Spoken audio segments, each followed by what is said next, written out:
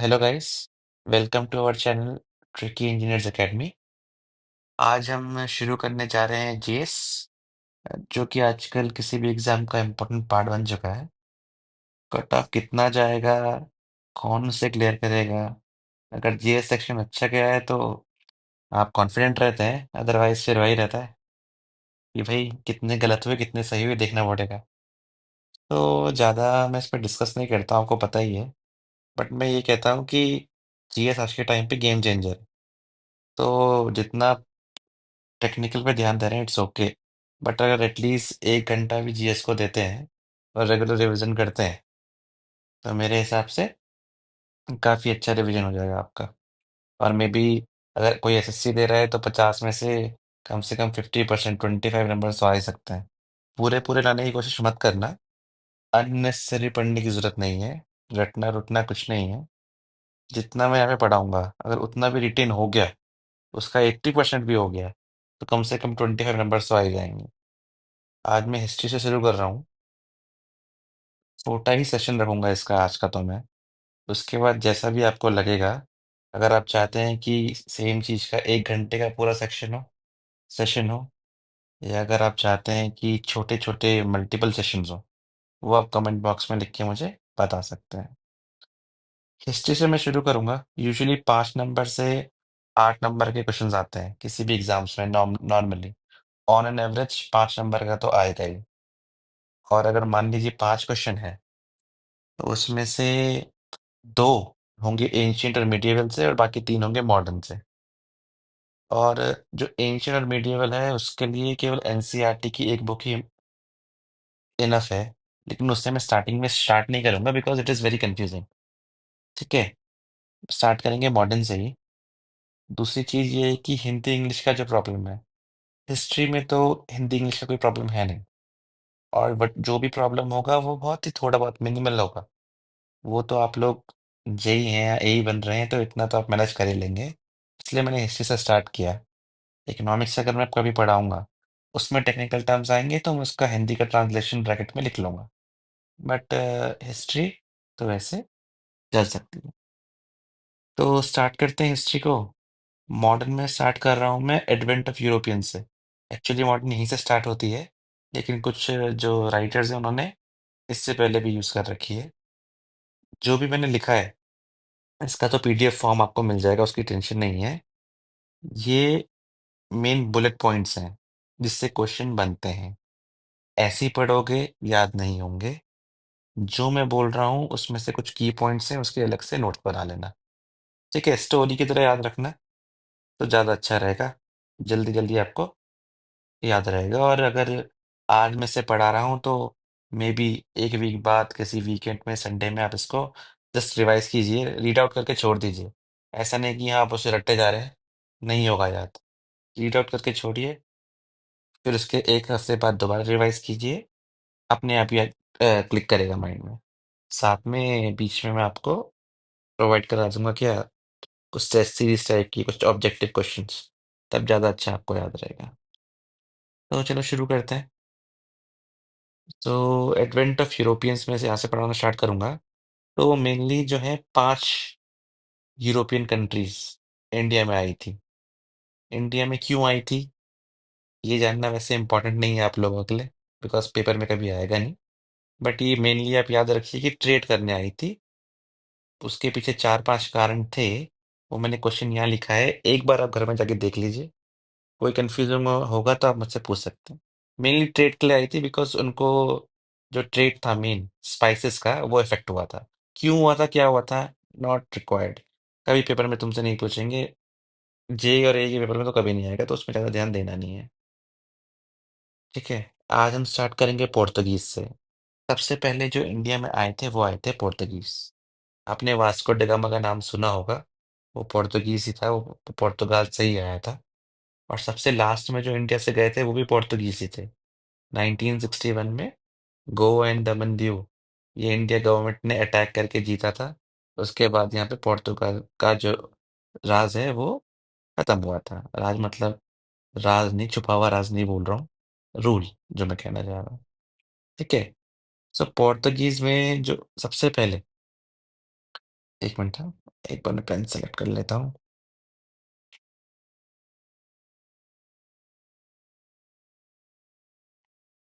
हाँ, तो सबसे पहले जो आइडिया दिया था कि चलो इंडिया की तरफ चलते हैं, वहां से हम सामान लेके आएंगे या स्पाइसेस लेके आएंगे, वो पहला आइडिया था प्रिंस हेनरी का।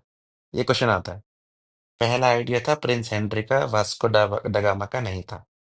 उस प्रिंस हेनरी का निकनेम था द नेविगेटर। ठीक है, इसमें इतना याद रखना है। सेकंड चीज, एक हुई थी ट्रीटी ऑफ टॉर्डिसलास। ये जो ट्रीटी हुई थी ये पोर्तुगाल और स्पेन के बीच में हुई थी 1494 में। इसमें क्या हुआ था, पोर्तुगाल और स्पेन दोनों ने क्या बोला था कि अटलांटिक ओशन के बीच में जाते हैं। इधर वेस्ट साइड में पोर्तुगाल चले जाएगा, ईस्ट साइड में स्पेन चला, सॉरी, ये वेस्ट साइड में स्पेन चले जाएगा, ईस्ट साइड में पोर्तुगाल चले जाएगा। जिसको पहला जो भी लैंड मिलेगा वो उसे एक्सप्लॉइट करेगा, यानी वो वहां के रिसोर्सेज लाके वापस यूरोप में लेके आएगा। ठीक है, इसमें केवल इतना याद रखना है, क्वेश्चंस केवल इतना आएगा कि ट्रीटी ऑफ टॉर्डिसलास किस किस के बीच में हुई थी, या 1494 में पोर्तुगाल और स्पेन के बीच में ट्रीटी हुई थी, उसका नाम क्या था। और अगर ज़्यादा ही डिफिकल्ट पेपर सेट हो गया तो केवल वो इतना पूछेगा कि एक इमेजिनरी लाइन बीच में खींची थी अटलांटिक ओशन के, वो किसके पास थी। तो वहां पे ये केप वर्डी आइलैंड्स, इसको आपको याद रखना है। ठीक है, but it is very difficult question, ये नहीं आएगा, मतलब बहुत ही डिफिकल्ट होगा तब आएगा, लेकिन ये आ सकता है। पोर्टो ये, ठीक है, टॉर्डिसलास पोर्तुगाल स्पेन, ये आ सकता है। आया भी है पहले, प्रीवियस ईयर क्वेश्चन अगर आपने देखे होंगे एई जेई एसएससी के, आया है, 100% आया है। ठीक है, अब अगर कोई पूछता है कि सबसे पहले इंडिया में कौन आया था, तो वो तो था वास्को द डिगामा। ठीक है, 1498 में आया था। ठीक है, ये सबको मोस्टली आप लोगों को पता होगा। लेकिन 1494 में, सॉरी 1487 में बार्थोलोम्यू डियास, ये नाम आपको याद रखना है। इसने जहाज बनवाया, खुद जहाज बनाया, खुद जहाज बना के ये इसने अपनी जो शिप है उसे क्या किया, सेल किया। ठीक है, समुद्र में डाला और इसने बोला मैं जाऊंगा इंडिया को ढूंढने। और ये केवल अफ्रीका के टिप तक पहुंचा, जिसकी फोटो मैं आपको दिखा रहा हूँ अभी। ये केवल यहाँ तक पहुंच पाया है, इस कोने तक। ये अफ्रीका का बॉटम मोस्ट पार्ट है। और केप ऑफ गुड होप, ये देख रहे हैं आप, यहाँ तक पहुंच पाया है। और इसका नाम उसने केप ऑफ गुड होप इसलिए दिया कि इससे पहले कोई भी शिप इतनी दूर तक नहीं पहुंच पाया था। उसका जीप जो शिप है वो पूरा टूट चुका था, इसलिए वो आगे नहीं बढ़ पाया, वरना वही आ जाता इंडिया। पर ऐसा हो नहीं पाया। ठीक है, तो सबसे पहले बार्थोलोम्यू डियास, इसका नाम याद रखना है, 1487 में ये साउथ अफ्रीका के नीचे पहुंचा। उस जगह को नाम दिया केप ऑफ गुड होप। इसके पीछे पीछे वास्को डिगामा आया। 1498 में कैलीकट में इसने अपना शिप लैंड किया। तो जो ये शिप है ये खुद चला के नहीं आया, एक गुजराती वो था ट्रेडर, उसका नाम था अब्दुल माजिद। ये अब्दुल माजिद पे क्वेश्चन पहले आ रखा है। ठीक है, उत्तराखंड स्टेट में तो आ ही रखा है। ठीक है, अब्दुल माजिद साहब वो गुजरात का मर्चेंट था। पहले क्या होता था, जो भी ट्रेड होता था वो सी रूट से होता था, और लैंड रूट से क्योंकि टाइम लगता था, सी रूट थोड़ा ज्यादा अच्छा होता था। तो उस समय ये नेविगेटर्स वगैरह बहुत चलते थे, यूरोपियंस वगैरह, अरब मर्चेंट्स वगैरह, ये सब रहते थे सी में। ठीक है, तो जो वास्को डिगामा है 1498 में कैलिकट में उतरा। उस समय कैलिकट में कौन रूल कर रहा था, जेमोरिन, वहां का राजा। उसने वास्को डिगामा को एक्सेप्ट किया, उसने कहा आओ आओ यहाँ पे ट्रेड करो। वास्को डिगामा जो है यहाँ से जो भी चिली लेके गया, उसने वहां कम से कम 300 गुना प्रॉफिट में पोर्तुगल यूरोप में बेच दिया। ठीक है, उसे कम से कम 300 गुना प्रॉफिट हुआ। तो ये देख के वो तो खुश हुआ ही, उसने तो बोला कि भाई मैं तो दोबारा जाऊंगा, दोबारा ट्रेड करूंगा। और जो ट्रेडर्स थे वो भी उन्होंने भी बोला हम भी जाएंगे, क्योंकि एक बार तो रूट स्टेब्लिश हो गया, उन्हें भी प्रॉफिट तो कमाना ही है। तो वैसे ही उसको देखते हुए एक और रूलर आया, उसमें रूलर नहीं ट्रेडर आया, पेड्रो एल्वारेज कैब्रल। और पहली फैक्ट्री वास्को दा गामा ने नहीं लगाई थी, पहली फैक्ट्री लगाई थी पेड्रो अल्वारेज कैब्रल ने 1500 में। यहाँ पे आपका एक नंबर कट सकता है, अगर आप सीधा टिक कर देंगे, वास्को द गामा। उसने पहले फैक्ट्री नहीं लगाई थी। पेड्रो एल्वारेज कैब्रल ने पहली फैक्ट्री स्टैब्लिश करी थी कैलिकट में। ये ट्रिकी क्वेश्चन है, ये आ सकता है, ठीक है। फिर उसके बाद multiple factory, Vasco da Gama 1501 में वापस आया। कहाँ पे? कैलिकट में। फिर मैनी ट्रेडिंग सेंटर्स बने पुर्तगाल के। कोचिन, कन्नौर, गोवा भी कैप्चर किया बाद में इन्होंने। ठीक है ना। बेसन, अलग अलग जगह कैप्चर करी। पर कैलिकट, कोचिन, कन्नौर और गोवा, इन चार में से ही आपको ऑप्शन में कंफ्यूज करेगा। सिंपल सा क्वेश्चन आएगा कि पुर्तगाल जब इंडिया में आए थे, उन्होंने फैक्ट्री कहाँ कहाँ लगाई थी? कैलिकट, कोचिन, कन्नौर, तीन सी तो आपको याद रखने हैं। और साथ में गोवा, गोवा में भी उन्होंने लगाई थी बात, ठीक है। तो यहाँ तक तो हुआ कि स्टार्टिंग में जब वो जुवेनाइल, जुवेनाइल मतलब स्टार्टिंग स्टेज है, वो आ रहे हैं, फैक्ट्री लगा रहे हैं, ट्रेड कर रहे हैं। अब जब पुर्तगाल की गवर्नमेंट ने देखा कि जो ट्रेड है वो बहुत अच्छा चल रहा है, तो उन्होंने क्या किया? एडमिनिस्ट्रेशन के लिए, एडमिनिस्ट्रेशन मतलब किसी एरिया को कंट्रोल करने के लिए गवर्नर को यहाँ भेजा। यूजुअली पहले क्या होता था कि सपोज मान लो कोई गुजरात का आदमी है, कोई अरब से आ रहा है, कोई इजिप्ट से आ रहा है, हर जगह से लोग आ रहे हैं, तो उनका मकसद है ट्रेडिंग करना। अब यहाँ पे क्या चेंज हुआ? यहाँ पे ये चेंज हुआ कि जो पोर्तुगाल से बंदे आए, उनकी गवर्नमेंट ने उसे देखा एज कि हम वहां जाएंगे, वहां खुद को स्टैब्लिश करेंगे, अपना एडमिनिस्ट्रेशन लाएंगे, खुद ट्रेड करेंगे। और स्टैब्लिश होने के लिए मतलब समझ रहे हो, मोनोपोलाइज करने के लिए कि भाई हमारा हुकूमत हो।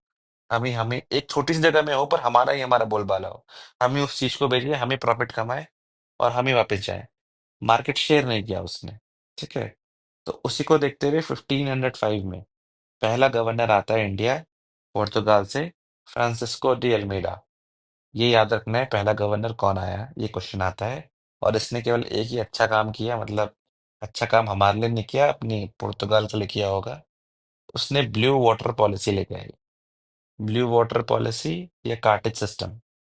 तो इसमें होता क्या था कि पुर्तगाल एडमिनिस्ट्रेशन एक कार्टेज जो है वो इशू करता था। वो कार्टेज इशू करके, जिसके पास वो कार्टेज होगा वही उस अरेबियन सी वाले एरिया में क्या है, ट्रेड कर सकता है। समुद्र में अगर आपके पास वो कार्टेज नहीं है, तो वो आपके शिप को लूट लेंगे या सीज कर देंगे, सिंपली। अगर आप पे कार्टेज है, तो तभी आप सी में सिंपली सेल कर सकते हैं, आप ट्रेड कर सकते हैं। और पोर्तुगीज और मुस्लिम ट्रेडर्स का बहुत ही बुरा नाता था। वो अच्छे टर्म्स में नहीं थे, इसलिए वो एक कार्टेज सिस्टम को लाए थे, ताकि जो अरब के मर्चेंट्स हों, उनको उनके शिप्स कैप्चर कर सके और उनके बिजनेस को ठप कर सके। तो क्वेश्चन केवल इतना आता है कि who gave the blue water policy? Answer है फ्रांसिस्को डी अल्मेडा। दूसरा आ सकता है कि पहला गवर्नर कौन था, उसमें भी सेम आंसर आएगा, ठीक है। ईयर वो रेयरली पूछेगा, बट ईयर भी याद कर लीजिएगा, ठीक है। फिर दूसरा गवर्नर, जो मेन फाउंडर था पोर्तुगाल के एम्पायर का इंडिया में, वो था अल्फोंसो de अल्बुक्यर्क। अब जो भी प्रोनाउंसिएशन है उसका कोई ऐसा कोई प्रॉब्लम नहीं है, वहाँ बोल के नहीं दिखाना है, बस याद रखना है कि दूसरा ही है। ईयर कभी नहीं पूछेगा वो, मैंने लिखा है बट पूछेगा नहीं। बट ये रियल फाउंडर था, और मेन चीज इसने जो करी थी, 1510 में गोवा कैप्चर किया था। कैप्चर किया था, ये याद रखना है, क्योंकि उसने उसको कैपिटल नहीं बनाया था अपने, ठीक है ना। उसने केवल कैप्चर किया और छोड़ दिया। कैप्चर जो कैपिटल है वो कैलिकट ही है अभी। स्टार्टिंग से जो कैपिटल कैपिटल है वो है कैलिकट, ना कि गोवा। तो इसने अभी गोवा को कैप्चर कर दिया बीजापुर से 1510 में। और कभी हम एंशियंट में पढ़ेंगे कि अलेक्जेंडर द ग्रेट ने इंडियन टेरिटरीज कैप्चर करी थी, ठीक है। एग्जैक्ट ईयर तो याद नहीं, बट 326 बीसी के अराउंड, बीसी बोल रहा हूँ मैं, ठीक है, बिफोर क्राइस्ट, ठीक है। उसके बाद अब 1510 में कोई भी रूलर ने इंडिया में कोई टेरिटरी कैप्चर करी है, समझ रहे हो? इतने साल बाद कोई आया, उसने इंडिया की टेरिटरी को कैप्चर किया इंडिया के रूलर से, ठीक है ना। तो यहाँ से हमारा जो है कैप्चरिंग करना, एरिया में राज करना शुरू हो। अब ये एबॉलिशन ऑफ सती वाला पॉइंट मैंने यहाँ मेंशन किया है, देखिए, ठीक है। यूजुअली एबॉलिशन ऑफ सती और पोर्तुगीज का कोई कनेक्शन आप बना नहीं पाएंगे। आपको लगेगा जब ब्रिटिशर्स आए उन्होंने राज किया, तभी अबॉलिशन ऑफ सती का एक्ट आया और तभी उन्होंने अबॉलिश करी सती को। ठीक है, बट अगर कभी क्वेश्चन बनता है कि एबॉलिशन ऑफ सती सबसे पहले किसके रूल में हुई, पोर्तुगीज, ब्रिटिश, फ्रेंच या डेन्स, ठीक है, तो आंसर आपको पोर्तुगीज मार के आना है भाई। ठीक है, ये क्वेश्चन बन सकता है नॉर्मली। बाकी सेकंड लाइन तो इजी है। टोबैको, कैशियो, कोकोनट, ये सब पोर्तुगीज लेके आए थे। ठीक है, जहां भी आपको इनमें से कभी भी वो क्वेश्चन बनेगा उनमें से एक चीज होगी, उसमें टिक मार के आ जाना बस। ठीक है, ज्यादा कॉम्प्लिकेटेड क्वेश्चन नहीं पूछते हैं उसमें। उसके बाद ये दो गवर्नर तो हो गए। तीसरा गवर्नर नानो द कोना। इसने कुछ ज्यादा बड़े काम किए नहीं, बस इसने अपनी कैपिटल जो है वो कोच्चिन से हटा के गोवा कर दी। ठीक है, ये क्वेश्चन आया भी है, 2-3 बार आ चुका है क्वेश्चन। ठीक है, गलती मत कीजिएगा। कैप्चर किसने किया? अल्फोंसो ने। और कैपिटल किसने बनाया? नानो दी कोना ने। ठीक है, अब कुछ केवल बुलेट पॉइंट्स मैंने यहाँ पे लिखे हुए हैं, केवल आपको ये याद करने हैं जो कि पेपर में बन सकते हैं, मतलब चांसेस हैं इनमें से ही पूछेगा। इसके अलावा किसी भी बुक से पोर्तुगीज ने क्या किया क्या नहीं किया पढ़ने की जरूरत नहीं है। ठीक है, सिंपल सी बात है, जीएस बहुत बड़ी है। सेम चीज की 5 बुक्स होंगी, 5 बुक्स में बहुत सारा डिटेल्स में लिखा होगा, लेकिन एसएससी या जेई या ए लेवल के हिसाब से उतना पढ़ने की जरूरत नहीं है। अब एक बहुत ही कठिन क्वेश्चन आ गया, तो 100 बच्चे से में से 99 को नहीं आएगा। ठीक है ना, तो आप उस 99 में है, कोई बात नहीं। लेकिन अगर इजी वाला आ गया और वो आपने गलत कर दिया, तो वहाँ वो दिक्कत की बात है, वो नहीं होना है। ठीक है, ये मैंने आपको बता दिया था की पॉइंट्स। ये क्वेश्चन एक बार आया है। ठीक है, राजस्थान या फिर गुजरात यूकेपीएससी में आया था, और जेई के पेपर में भी आया था। ठीक है, जो पोर्तुगीज थे ना, तो जब शिप में कार्गो रखते हैं, ठीक है, और कार्गो बेचने के बाद जो पैसा आता है, तो वो गवर्नर के कंट्रोल में नहीं था, वो एक पर्सन होता था उसके कंट्रोल में था, जिसका नाम था वेदर और द फजेंदा। ठीक है, इतना ही याद रखोगे बहुत है। एक बार आया था इसलिए मैंने लिखा है, यूजुअली मैं लिखता नहीं इसको। ठीक है, एक बार आया था। ठीक है, अब यहाँ देखो इंपॉर्टेंट फैक्ट। सॉल्ट, वो आए, समुद्र किनारे फैक्ट्री लगाई, और नमक बनाने का कारोबार खुद के लिए मोनोपोलाइज कर दिया। ठीक है ना, कि नमक हम ही बनाएंगे, नमक हमसे ही खरीदना है तुम्हें। ठीक है, तो ये पहला स्टेप हो रहा है ना, ये हमसे ये हक छीन रहे हैं। तो ब्रिटिशर्स ने नहीं छीना, ये आके छीनना शुरू कर दिए। और इसमें अभी मैं आपको बताना, मतलब वो क्वेश्चन तो कभी नहीं आएगा, पर मैं आपको बताना चाहता हूँ कि एट्रॉसिटी यानी जुल्म जो किए उन्होंने पहले मुस्लिम्स पे, मुस्लिम से तो उनका बहुत बेकार नाता था। ठीक है, और बाद में हिंदू से भी स्लेव के जैसे बिहेव किया है उन्होंने हमारे साथ। ठीक है, तो ऐसा नहीं कि ब्रिटिशर्स जो हैं वो पहले लोग थे जिन्होंने इतना गंदा व्यवहार किया, नहीं, इन्होंने भी वैसा ही व्यवहार किया है, कुछ अलग नहीं थे। थोड़े सही हो सकते हैं, क्या पता ज्यादा देर रूल करते तो और ऐसी हो जाते, पता नहीं, बट कुछ अच्छा नहीं किया उन्होंने हमारा भी। ठीक है, सतगम, अगर कोई पूछे, जनरली क्या है, इंडिया का मैप है। ठीक है, इंडिया के मैप में यहाँ पे ये आए हैं, Kerala side, Cochin side, right. अगर कोई पूछ लेगा कि क्या पोर्तुगीज ने अपनी फैक्ट्री यहाँ बंगाल की साइड बनाई है क्या, तो उसका आंसर हाँ होना है। ठीक है, सतगांव में उनकी फैक्ट्री थी। तो ऑप्शन में गलत मार के मत आना कि बंगाल में फैक्ट्री थी कि नहीं थी, थी वहां भी फैक्ट्री। लेटर टाइम के लिए थी, कम टाइम के लिए थी, कोई बात नहीं, पर थी, एक बार के लिए उनका प्रेजेंस वहां पे था। क्योंकि उस टाइम पे बंगाल जो था ना बहुत ही प्रॉस्पेरस था, सारे का सारा ट्रेड वहीं से होता था, तो एक one of the rich states था। ठीक है, तो वहां पे फैक्ट्री होना जरूरी था। ठीक है, बंगाल में हो गई। सेकेंडली, बॉडी आर्मर, मेनली जो भी चीजें हैं सबसे पहले इन्होंने इंट्रोड्यूस करी। आर्मर, गन्स, इनका एक मेथड ऑफ फाइटिंग था, ये करते थे, गड्ढे खोदते थे, ट्रेंचेस, और उस गड्ढे में रह के सोल्जर्स को रखते थे वहां पे स्टोर करके, ताकि एकदम से कोई आए तो ये काउंटर अटैक कर सके। ये ड्रिलिंग ग्रुप्स, ये इनका खासियत है, ये क्वेश्चन आता है। ठीक है ना, शिप भी इन्होंने अच्छे बनाए थे, इंडिया के शिप कंस्ट्रक्शन इतना अच्छा नहीं था, उन्होंने अपने शिप को मॉडिफाई किया ताकि वो बड़े ओशियंस को झेल सके। ठीक है ना, रिवर में शिप चल रहा है अलग बात है, ओशियंस में चलता है वो अलग बात है। ठीक है, तो इन्होंने मतलब, समझ रहे हो ना, मॉडर्निटी आ रही है, देखिए। हमारे यहाँ उस समय मॉडर्निटी नहीं आई थी। कंपास का आविष्कार हुआ था, चाइना ने क्या बोलते हैं कंपास बनाया था। ठीक है, इनके यहाँ पे क्या बोल रहे हैं, अच्छा एस्टेब्लिश मतलब कंस्ट्रक्शन वर्क अच्छा चल रहा है, मैन्युफैक्चरिंग अच्छी चल रही है, बहुत चीजें हो रही थी। बिकॉज वहाँ मॉडर्नाइजेशन आ रहा था, इसलिए उनको रिसोर्सेज की जरूरत थी। इसलिए वो क्या कर रहे थे, इम्प्रोवाइज कर रहे थे या इनोवेशन कर रहे थे कि भाई ऐसे नहीं ऐसे करते हैं, तो नए नए आविष्कार भी हो रहे थे। इसलिए ये सब इधर ढूंढ रहे हैं कि भाई कहीं रिसोर्स दे दो, हमें ये बनाना है। उस समय इंडिया में इतना नहीं हुआ था। ठीक है ना, बाद में हुआ पर उस टाइम नहीं था। ठीक है। और तीसरी चीज ये थी कि इन्होंने मिशनरीज भी लाई थी। मिशनरी क्या होती है कि जैसे कि मान लो चर्च है, चर्च से इन्होंने चार पांच लोगों को बोल दिया भाई जाओ इंडिया में सबको क्रिश्चियनिटी में कन्वर्ट करो। ठीक है। तो इन इंडियंस को कन्वर्ट करना बहुत टफ है फिर। ब्रिटिशर्स इतने साल रह के चले गए, लेकिन फिर भी हमारा पूरा कंट्री क्रिश्चियनिटी नहीं बन पाया, क्रिश्चियन नहीं बन पाया। बिकॉज डाइवर्सिटी बहुत ज्यादा है, किसी के बस का नहीं है करना, ना कोई कर पाएगा कभी। ठीक है, ये भी नहीं कर पाए थे। बट एक चीज अच्छी हुई थी कि जो भी चर्च, जैसे चर्च तो अभी केवल लोग भगवान को याद करने या जीसस को याद करने जाते हैं ना, लेकिन उस टाइम पे पेंटिंग या क्रिएटिविटी जो भी है, art and culture, art not culture, वो सब चर्च के थ्रू ही आता था। ठीक है ना। तो चर्च के पैट्रन ऑफ आर्ट्स होती है, ये क्वेश्चन आया हुआ है, तो हल्के में मत लेना। पुर्तगीज के टाइम पे जो चर्च है वही पैट्रन ऑफ आर्ट्स थी। ठीक है ना, पैट्रन ऑफ आर्ट का मतलब है कि जितने भी कलाकार या कलाकारी है, नए नए डिजाइन है, वो है सब कुछ ना